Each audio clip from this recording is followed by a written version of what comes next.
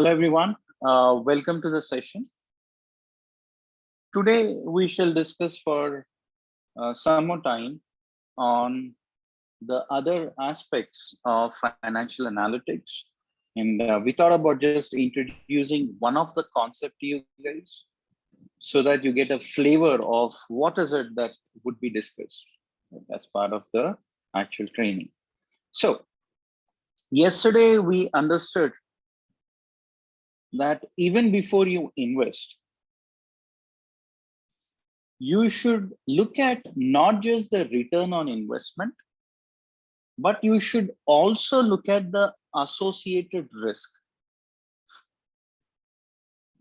Hence, it's called as risk and return trade-off.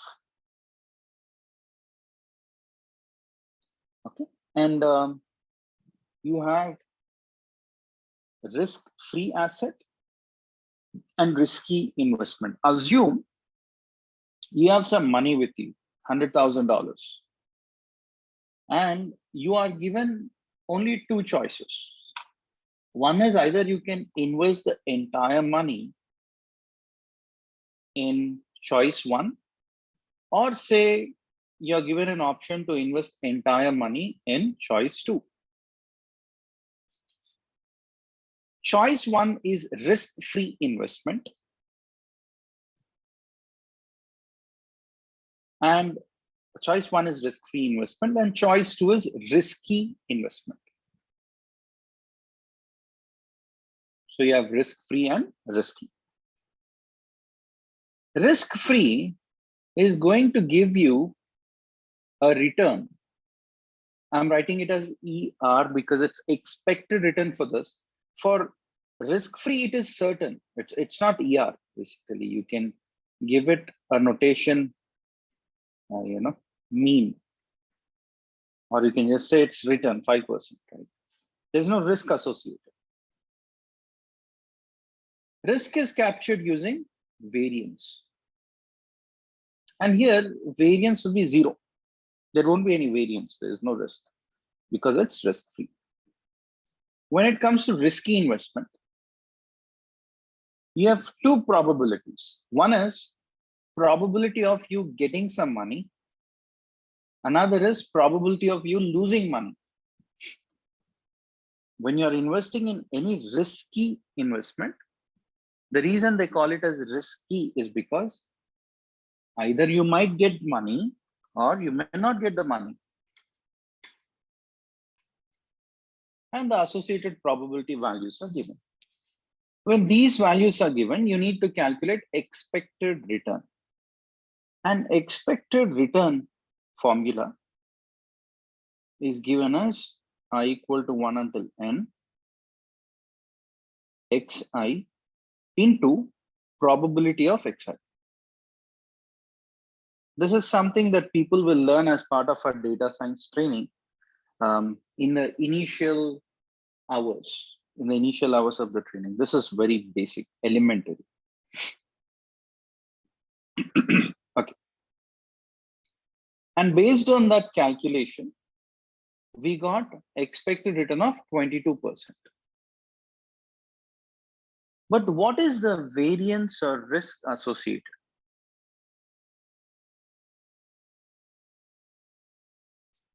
For that, we again need to use a formula, and variance formula is,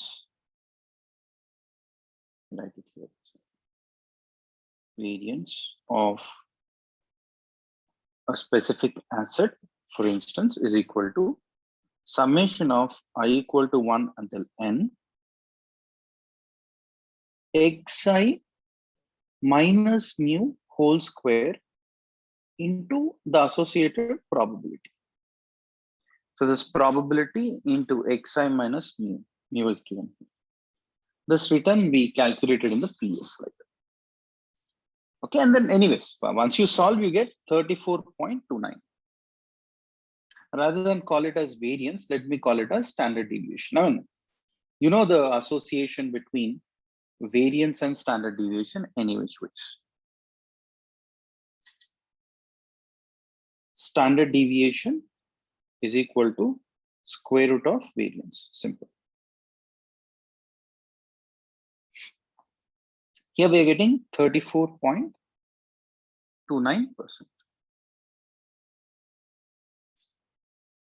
This is called as sigma. Standard deviation is represented using sigma, right? You can simply call this as sigma. Now, if you look at the delta change, if you want someone to invest in a risky asset, then you'll make this statement. What will you say? For someone to move from risk-free asset to risky asset, return on investment is from 5%, you'll get 22%. That means you get 17% more. If you subtract these two, you get 17%. That's the change, delta, small change. You're going to get so much return, extra return, when you invest in risky asset. However, for risk, which is from 0% to 34.29%. Now the question is, will someone be willing to take so much of risk for this much amount of return? Okay, if we were to compare these two, choice 2 has an expected return of 17% more than risk-free asset, yes. And choice 2 also has a sigma of 34.29. How can we tell if 17% extra return is commensurate with this risk? Does it compensate for this risk? This is not a straightforward question to be answered. It depends on risk-taking appetite of an investor.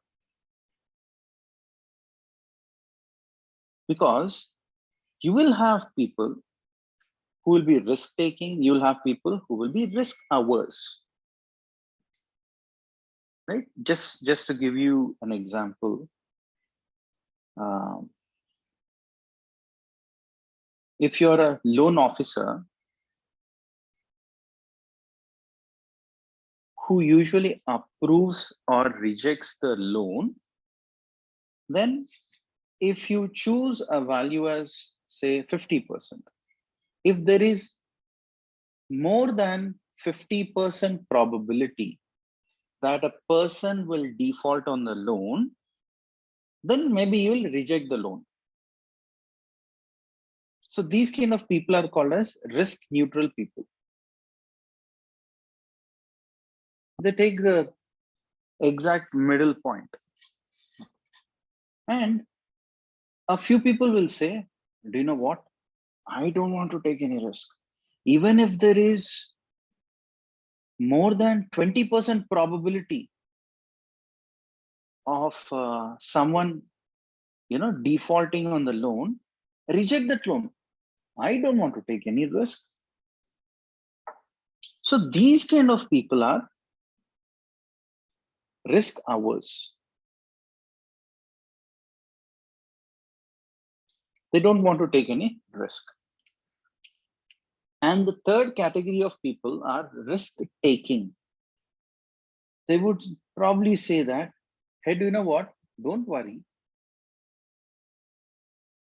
If the probability of someone defaulting is even 0.7 or 0.75, approve the loan. Don't worry. I'm here to take care.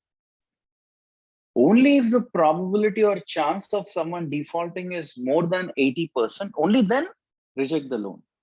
If someone makes such a statement, they are called as risk-taking stakeholders. It depends, When you invest in stock market, you have these three variety of people on a spectrum. Risk-taking person might choose 0.7 or 0.75 or 0.6 or whatever values. It's on the spectrum. Anyone who falls in this zone is risk averse. Anyone who falls in this zone is risk taking. Exactly midpoint is risk neutral. If I ask a question on, hey, what is your risk taking appetite? Are you risk taking or risk averse or risk neutral? If you're risk averse, to what extent? If you're risk taking, to what extent? Majority of them would say, I really don't know. As an investment banker, if you're into investment banking, you take the money from stakeholders and invest it somewhere. At that point of time, when you ask this question to the investor, hey, investor, what is it like? How risk-taking are you? They'll be like, oh my God, I don't know. Majority of them would say that. You might feel your, you know your risk-taking appetite, but really no, you don't. So the choice depends on the choice of going with choice one or choice two of investment, risk-free or risky asset. Really depends on investors' attitude towards risk. Okay, and this is called as domain of utility theory. Okay, and another thing is, we'll discuss about utility theory. Utility is in some sense happiness. What will make you happy? And it is in economic terms measured in utils, like your kilometers, like you have dollars, some units. Here it's measured in utils. Okay, that's a measure of happiness, simply put, from economic perspective, economics perspective. Okay. Models that try to provide a comparison between risk and return by considering different investment choices. Those kind of models or comparison models are called as asset pricing models. Those are given a specific name. Now, there are a few basic assumptions even before we get into understanding the investor's attitude, because we need to know that. Now, we have not yet made a choice. Someone has this money, 100,000, should they invest in choice one or two? For that, you calculated the expected return and risk for both the choices.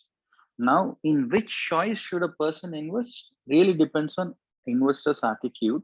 So we're trying to look at how do we actually, capture investors' attitude. Okay. But before that, there are certain basic assumptions. Assumption number one: investors like more returns with less risk. Obviously, we are greedy, right? If someone says, "Hey, you need not take, risk at all, and you will get so much of return," people get greedy. Okay, that's common. And second thing is, investors are risk averse. Hardly you'll find someone who is too much of risk taking, right? Hardly you'll find anyone.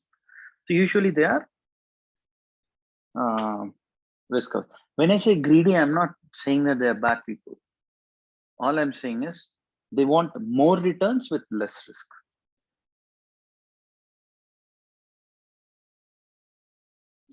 And to just help you understand this risk aversion and all that, there is yet another example here.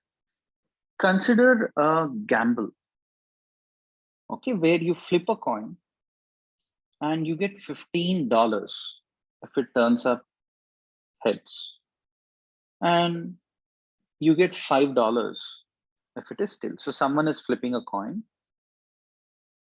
If it is head, you get 15. If it's tail, you get 5. So if you look at the expected return here, it's 10. How? Probability of getting a head is 0.5. Probability of getting a tail is 0.5. Right? And expected return formula is I equal to 1 until n probability into that X value. Then here you have 2, head and a tail. So you write it as summation of I equal to 1 until 2, probability of xi into xi. When you substitute I equal to 1, you get probability of x1 into x1 plus when you substitute I equal to 2, you get probability of x2 into x2. Probability of getting ahead is 0.5 into x1 is 15 plus probability of getting tail is 0.5 into 5. When you solve this, here you get 7.5, here you get 2.5, summation is 10. So expected return or expected money out of this gamble is 10. How much would you be willing to pay as an entry fee to play this gamble? If you say that, hey, I'm willing to pay even 12 because I believe majority of the times it'll be head and I believe majority of the times I get 15, then you're risk preferred. If you are willing to pay 10, because you know expected return is 10, if you play this game 1,000 times, you end up getting 10. So you're saying, hey, I am willing to pay 10, then you're risk neutral. If you say, I'll pay only $8. I know if I play 1,000 games or so, I get 10 on an average, but I'll pay only 8. Then you're risk averse.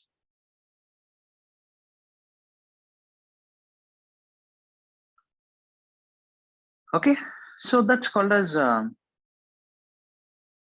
risk preferred, neutral, and averse. Just as an example, that's an example.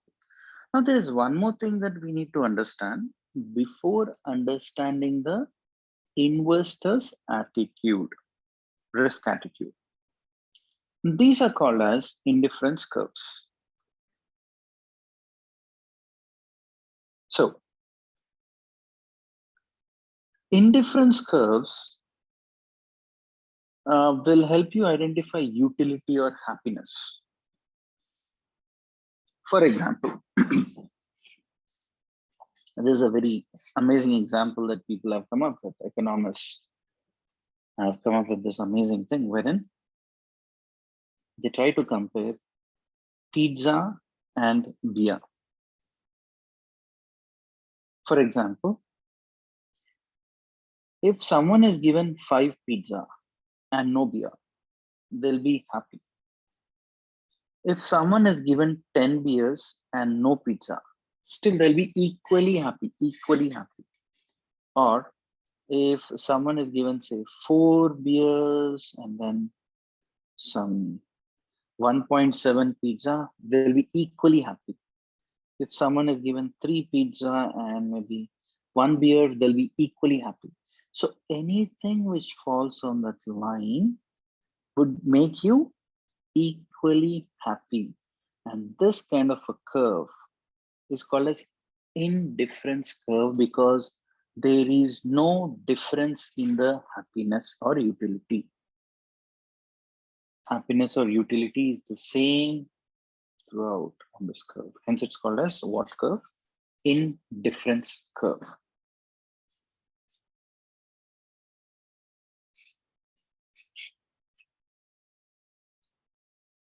Then you have expected return, standard deviation. Here the curve is like this, whereas here the curve is like that, because here beer and pizza, by default, people like both. Hence it's like this. But when it comes to return on investment, everyone wants more return on investment. But risk, standard deviation is nothing but risk. Do people like it? No. So one, they like it. This risk, they don't like it. But here people like both, hence the curve is like this. Here people like this, but don't like this, hence the curve is like that. Okay, next.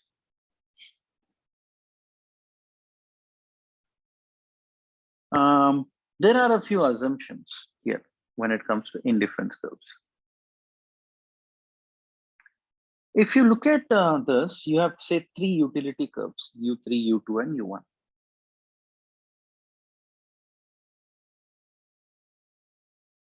And which utility curve you want to lie on? If I say that, hey, these are the 3 indifference curves, okay, and those curves give you the measure of happiness. Which curve do you want to be? Let us understand.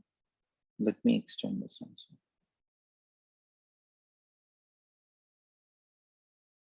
Okay. Now, for a specific risk, this is risk.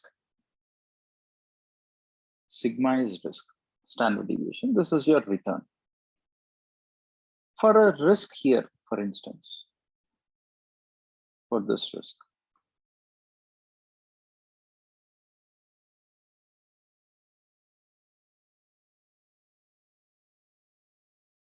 your expected return can be so much, or it could be so much, or it can be so much.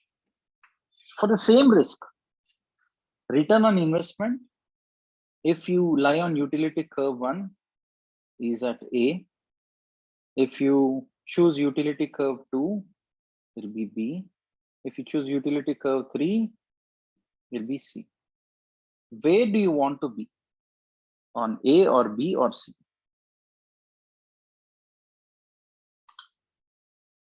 Yeah, friends. Can anyone answer?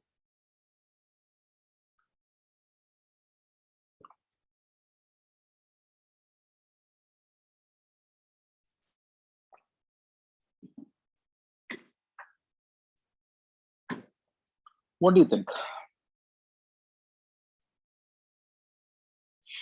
C, obviously, right? You want to lie on C. Because this gives you the highest expected return for the same risk. So obviously people want to lie on the utility curves which are on the northwesterly direction, in this northwest direction.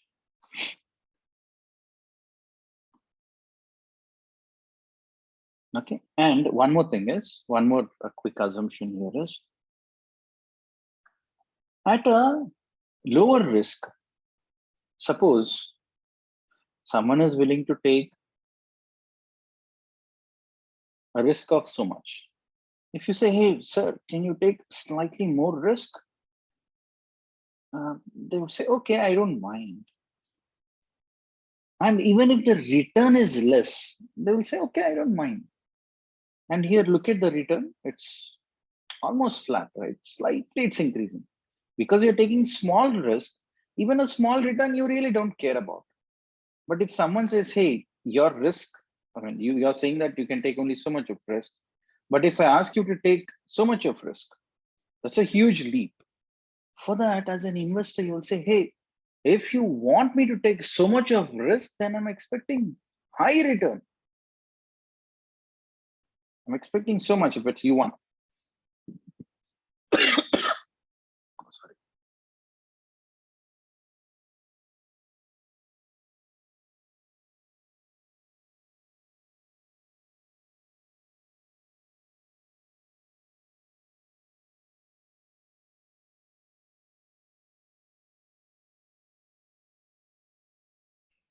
Sorry about that. So if you're taking a very small risk, or if you advise an investor to take a small risk for small return, that's fine. But if you advise an investor to take huge risk, then they demand or they will take that risk only if the return on investment is very high. Otherwise, why should they take risk? Right? That's the point. Next thing is, now that we understand these basics, here are 2 different scenarios. Okay. A few investors will be risk taking A few investors do not want to take risk, or they want to take less risk. If someone wants to take, these are the indifference curves of say two investors. If you ask a specific investor to take 15% risk, right, investor A and B, then maybe both of them will get a return of 12%.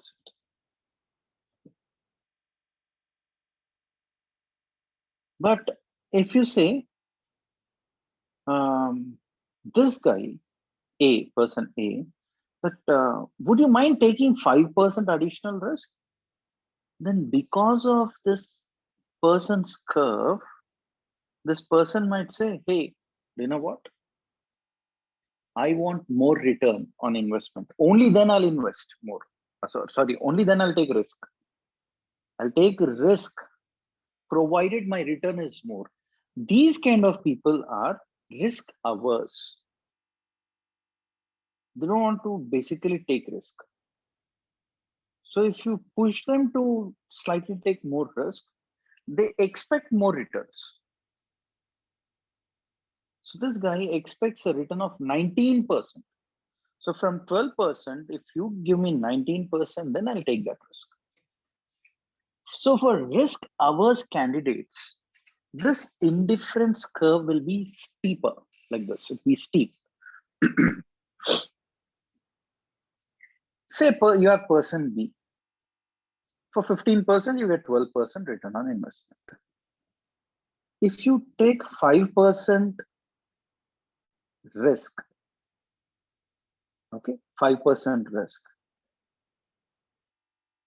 then you get a return of 14%. Okay. Even for the just 2%, person B will be willing to take that risk because this guy is risk taking.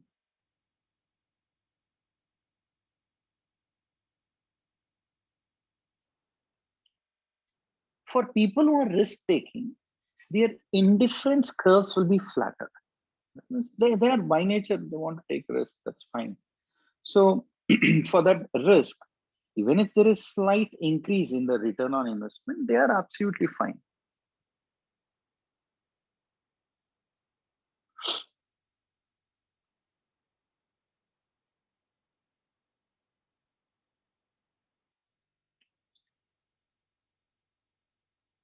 Okay, next. We want to, using diagram, we understood, but now we need to understand math equation, which actually captures this utility function. This is the quadratic utility function, assuming that indifference curves are quadratic in nature. And this is how you write the equation. Utility or happiness is captured using two things, which is return on investment, expected return, and the risk, sigma. And it's written in this way. Expected return minus half A sigma squared. And in this, A is called coefficient of risk aversion. If you say A equal to 0, this entire term becomes 0 and we are just basing on expected return. The happiness is based only on expected return. That's called as risk neutral. If you have a value A, which is greater than 0, that means which is positive. Those people are called as risk averse investors. Why? Because if you take a positive value here, what will happen to this value? This value will increase. If this value increases, you're subtracting this value from this, right? Suppose expected return is 10%. And if this A increases, this value term increases and say it becomes 6%. Difference between these two is 4%. That's your happiness utility. Suppose expected return is 10%. And this A is even higher, meaning the guy is more risk averse. If this is more higher, this will become big, even bigger. That means return on investment, or the utility happiness reduces, right, to 2%. Utility reduces. So the point that I'm trying to drive is risk averse investors expect more return. Okay. That means if you want to maintain the same 4%, you should increase the return to 12%. Only then it will be 4%. How will it increase, my dear friend? Elmo, tell me. By what means will this term increase for a negative value? Negative and negative will become positive. So what is an indifference curve? Indifference curve is that curve on which utility will remain the same, or happiness should be the same, right? Happiness should be same on indifference curve, hence it's called as indifference curve, which is captured using this. Okay, assume that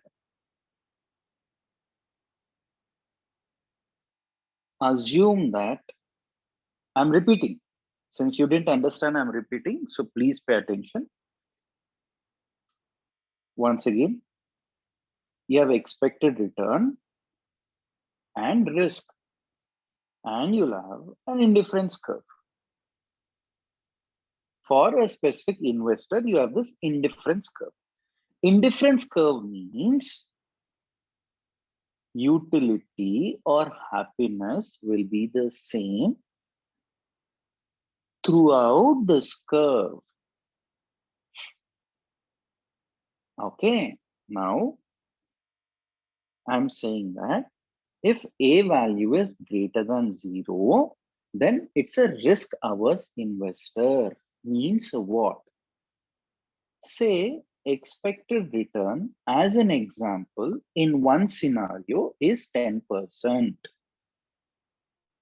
minus, if you have a value which is positive, then if A is positive, sigma square anyways will be positive. 1/2, it's just dividing that number. So this entire term, including this negative, or let me exclude that negative for now, anyways you're subtracting. So if you look at this term, if it is positive, say some A value which is positive was taken, and you got that this term as 6%. When I subtract these two, I get 4%, which is utility or happiness. Happiness across this curve should be the same. Okay, so take the same scenario of 10%. Okay, now if the A value is more positive than the scenario 1, let me call this as scenario 1. If A value is greater than scenario 1, what will happen to this term, Fred? Elmo, what will happen to this term? Will it be greater than 6% or less than 6%? Greater, wonderful. So say it will be 8%. If I subtract these two, I get 2%. But this utility or happiness should be the same on the indifference curve. If this has to be the same, which is 4%, what should I do? I have to increase the return on investment and make it 12%. These kind of people are called as risk-averse investors who expect more return on investment for the risk. Is this scenario clear, my dear friend, Elmo? Wonderful. Now pay attention. The second scenario is if A value is less than 0, what will happen? Okay, if A is negative, if this value is negative, okay, what will happen to the overall term? It will become positive. All right. If it becomes positive, let's take the same scenario. Say expected return is 10%.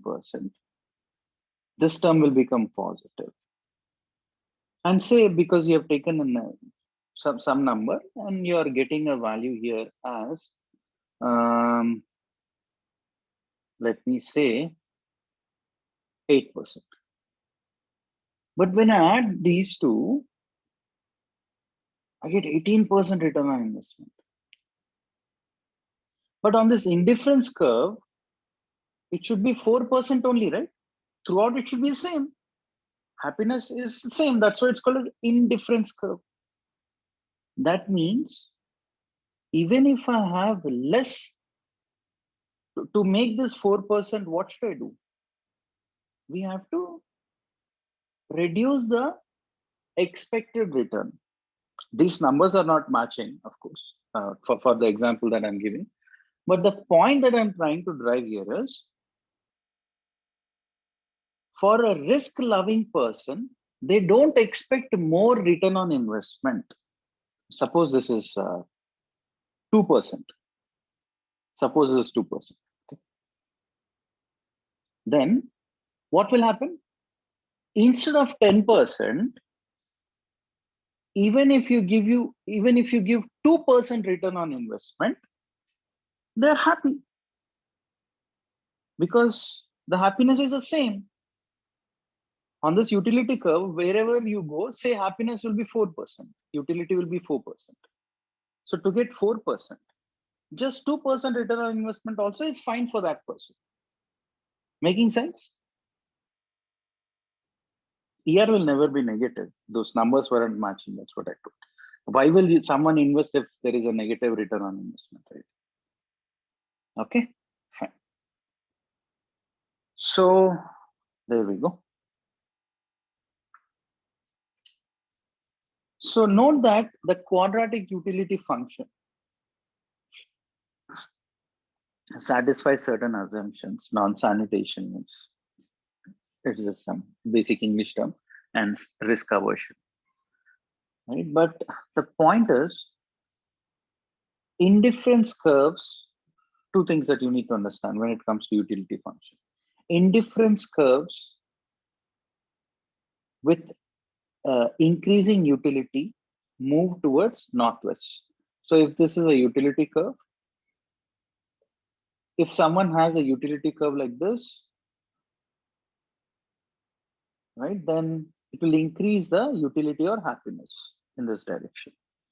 Second thing is, more risk-averse investors, meaning someone with a greater A value, have steeper indifference curves. Indifference curve for risk-averse people will be like this, and for people who are risk-loving, A value less than 0, will be flatter like that.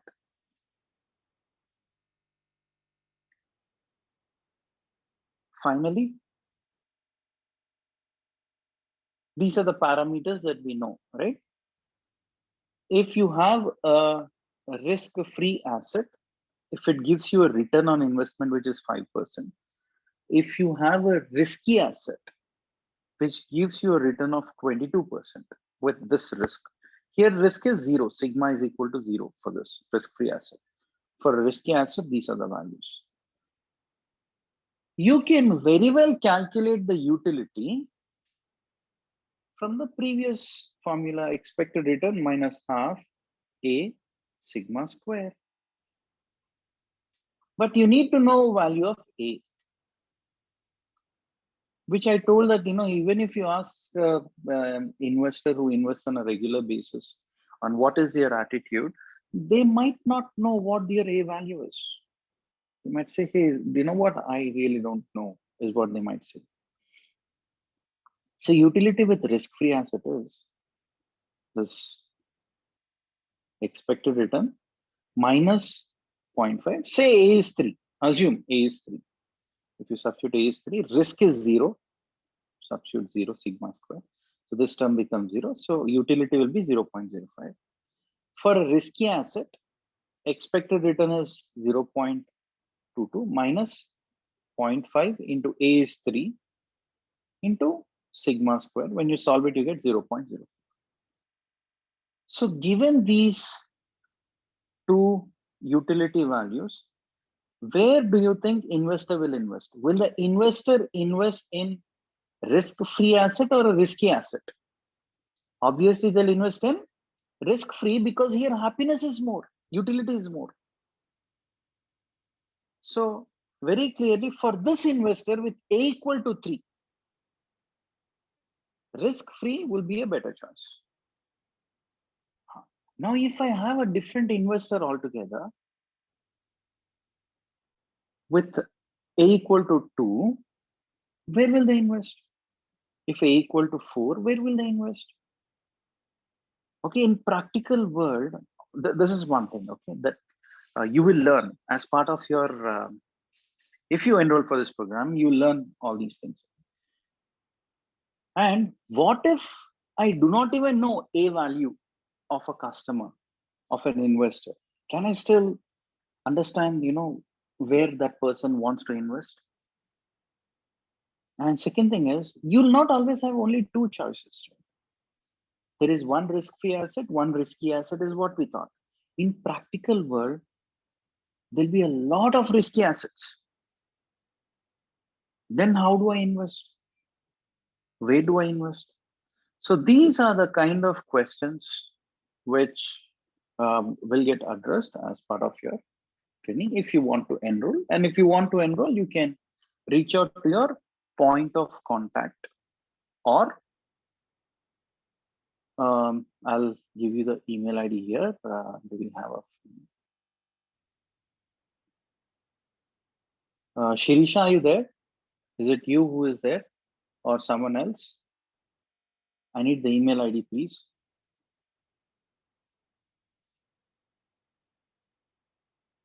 Okay, no worries, friends. So I just got a message saying that whoever is attending, we have your details and we will reach out to you. Our team will reach out to you. If you're interested, you can enroll for the program and learn the other finer nuances of this. All right, so I'll stop here. And if you have any questions, please ask me. And if you have no questions, thank you so much. Hopefully you learned something about applications of financial analytics and the basic risk return trade-off. There's a message to give your attendance. Please mark your attendance.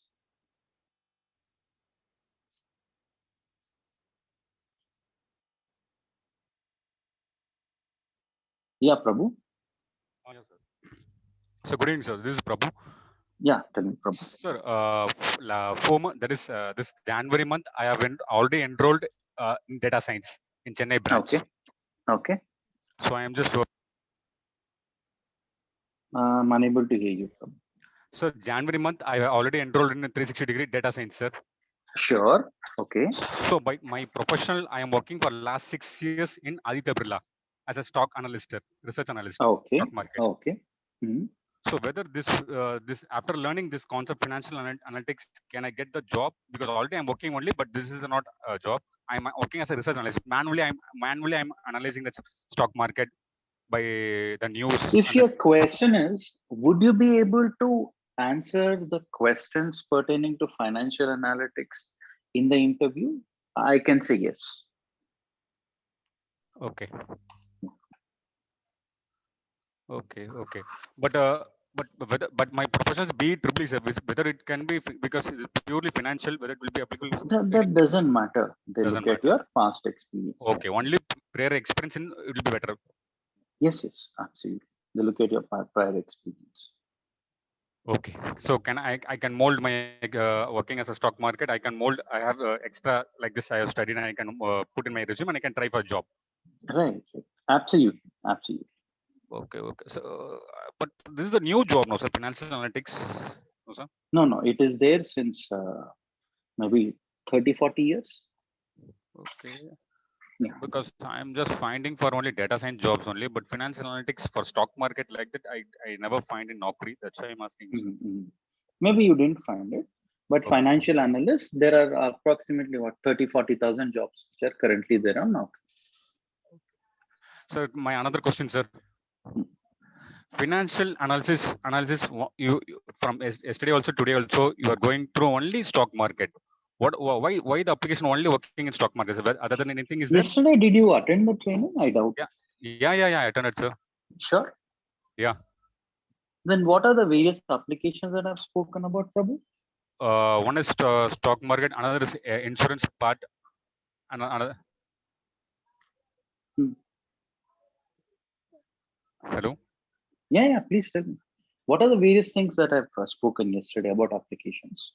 No application. This is the thing, sir. About the debt funds, and about the how the market can be analyzed by using the data machine learning concept, and then a neural network, deep learning, the reinforcement. All the example you yesterday you taught me. But how the different application, how it's working for different scenarios. Now, again, my question is, Prabhu, did you attend the training yesterday? I doubt you attended. Yeah, sir, I attended, sir. And I'm really surprised because yesterday I've spoken about financial fraud. Yeah, that's the loan detection fraud. Then why are you saying only stock I'm talking about? Okay. More in depth into stock market. That's why, sir. Okay. In one day, how much do you want me to cover? There's a free session, right? Yeah, I cannot cover everything. Then I can choose only one thing and then I can cover, right? Yeah, sir. I spoke about all that, my dear friend, yesterday. Detecting financial fraud, loan default prediction model, credit score prediction model, credit card fraud detection model. Right? By looking at the news, how do you determine whether your stock will increase or decrease? Where do you want to actually invest? That's called as investment banking. This thing, all these things. Another concept also you told me that by using NLP with the news factor we can analyze also. You told correct. Yesterday. Correct. That's good. Yeah. Okay, sir. My last question is: after finishing this course, can I can so put my profile into this concept? I can try the job also. Absolutely. Age any matter, sir? My age is 40, sir. Age doesn't matter, sir.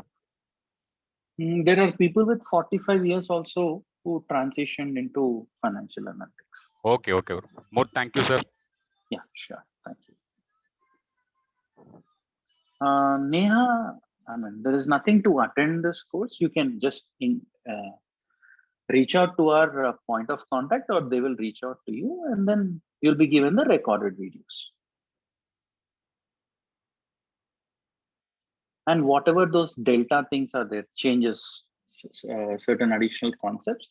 When those sessions happen, we'll notify you and you can attend.